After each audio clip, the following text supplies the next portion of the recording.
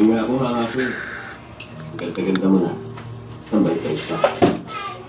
Hindi ko yung boyfriend mo. Swerte-swerte niya. Wala naman akong boyfriend din. Well, okay pala ako. May pag-asa pa ako sa'yo. Ngayon lang tayo nakakilala. Huwag mo sabihin na naliligaw ka na. Hindi niya nilingis. Wala namang masama nun. Hindi niya binigay sa akin. Talaga ka naman, wala kang boyfriend. Di ba may asawa ka na? Basta Ngayon basta ko wala lang namang nakita ko sa ospital. Kaya na Veros. Hindi ako magpapatalo Pero sa hindi mo kanya. napasal sa kanila eh. Ibibigay niya sa akin si nanay. Hindi naman tayo ako magpaligaw. Pero kung pwede, sana maging kaibigan mo na Ang sa tayo. akin lang naman. Kung yun ang gusto mo, okay lang. Pero, Gusto niya sa akin ibigay si pwede ba nanay. gumalaw sila?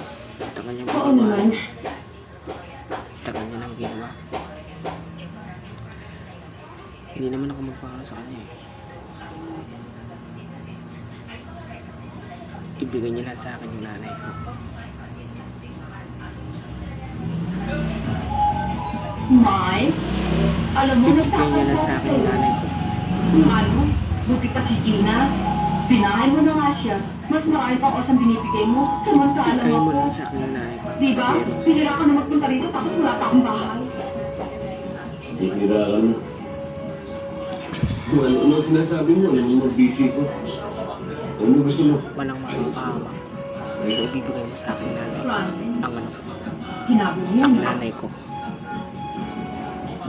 Ayos ko si Mike pare ko. Pero kung hindi mo Ang klase ibibigay, pumili ng babataan.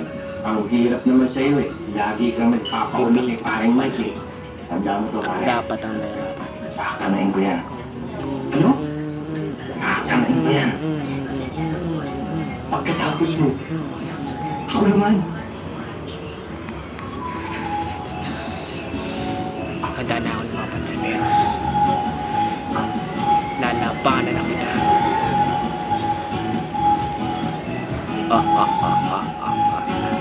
Dali. Mike. Kaganap ang ating paglalaban. Ang ating paglalaban.